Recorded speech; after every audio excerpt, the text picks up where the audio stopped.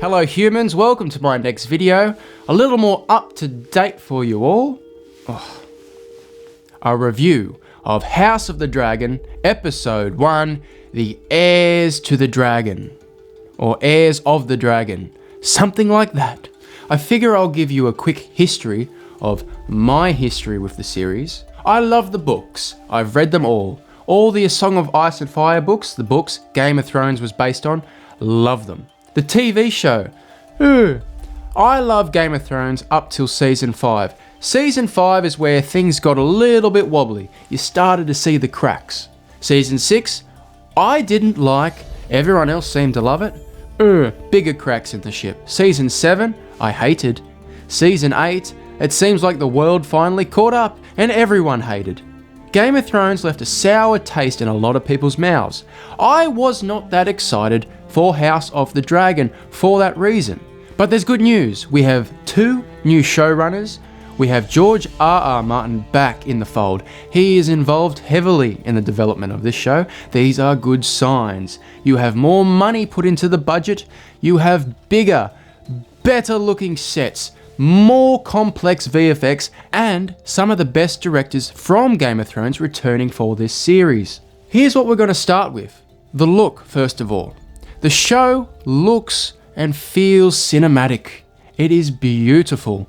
You could tell from the first trailers, this is not your daddy's Game of Thrones. Things look a little more mature, adult. The color grading is a little less colorful, a little more artistic.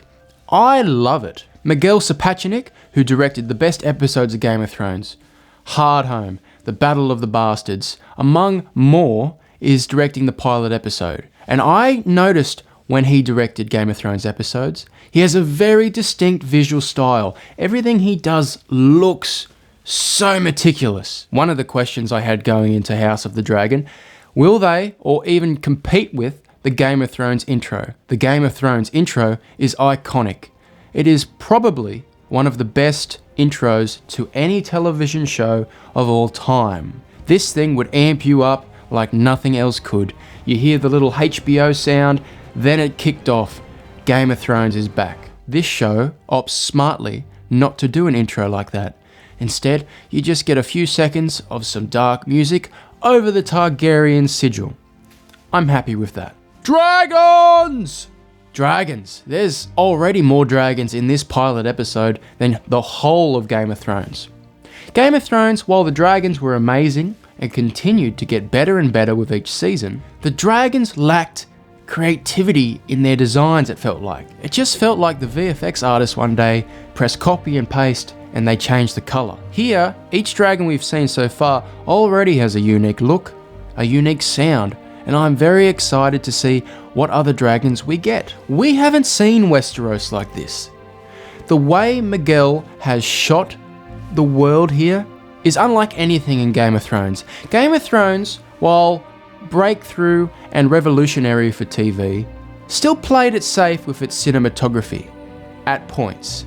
Here, there are shots Game of Thrones would not even dream of. Overhead shots, sweeping CGI shots. The scale and scope of Westeros is properly on show in this pilot. It feels amazing to see it like this. The characters, Rhaenyra, the young girl, she's smart, witty, clever. I like her immediately. Daemon, Matt Smith, oh yeah. The way they introduced this character, it's like a Disney villain, but it's so cool. His voice, his mannerism, he's smart, direct and strong. I like him a lot. But you can tell he also cares for his brother, for his niece. He has a heart in there. He seemingly is in love with a whore and goes to her for comfort. This is a broken man with an image to uphold. Otto Hightower, Rhys Ifans. This guy has portrayed Otto brilliantly. He is smart, he is cunning, but he is reserved. You can tell this guy has a lot more going on, and he's got a great voice. Everyone in this show has such great voices. Ooh, I love it. King Viserys, Paddy Considine. Great choice. This is a king unlike we've seen in Game of Thrones, a warm king who wants the best of his people, not interested so much in the politics, in the backstabbings, who just wants peace. But it's not all good, and we will get into that. King Viserys has a lot of issues, and he's got more now, let me tell you. Now, I have not read Fire and Blood. Fire and Blood is the novel on which this series is based. I have steered clear of it. I don't want to know what's happening, and it is riveting to watch this show, this first episode, and not know where things are going. Let's touch on a few other quick things. The music, we got Ramin Djawadi back from Game of Thrones.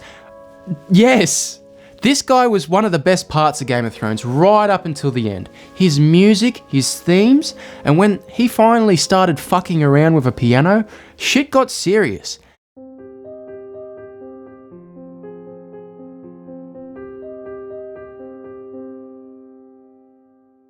And he returns here with an excellent score. I can only imagine it gets better and better as the series goes on. The costumes and armor. Yes! All the armor looks amazing. Matt Smith in his Targaryen black dragon armor looks like such a beast. The gold cloaks. You see the evolution of the gold cloaks. Amazing. The Kingsguard. Wearing white. Good. How it should be. And not just the armor, the costumes. Towards the end of Game of Thrones, I'm going to say from season 6 to season 8, every costume started getting darker, blacker, and started looking modern. It started looking like what you'd see those skinny models wear at these Met Galas and fashion shows. Work it. Work to be a winner. Here in House of the Dragon, the costumes are looking extravagant, radiant, colourful, without crossing that line of looking too modern or too overdone. Game of Thrones is known for its sex. Is there sex here? Yep. Sex is back. Sex was hardly in the last few seasons of Thrones. They had to spend all that time on the plot. At least your balls won't freeze off. You take great offense at dwarf jokes, but love telling eunuch jokes. Why is that? Because I have balls, and you don't. And then there's that scene. The scene I'm sure everyone's going to take away from this episode. The child in breach. This whole scene was terribly uncomfortable. From the actress playing the birthing mother, I don't know her name or the character's name, but her screeching and her pain was so real. Viserys making that decision to cut the baby out. What they showed versus what they didn't is very tastefully done. You really understood how hopeless it was for her to die like that. It was so sad.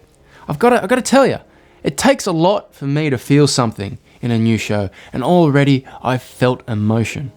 I am on board. There is more acting happening in small amounts of time here in this one episode than in all the last 3 seasons of Game of Thrones.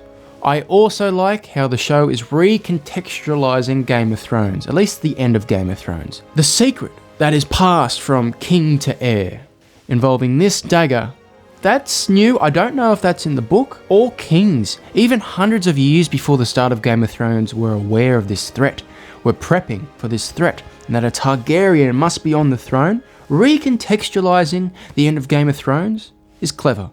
At the end of the day, House of the Dragon pilot episode is fantastic.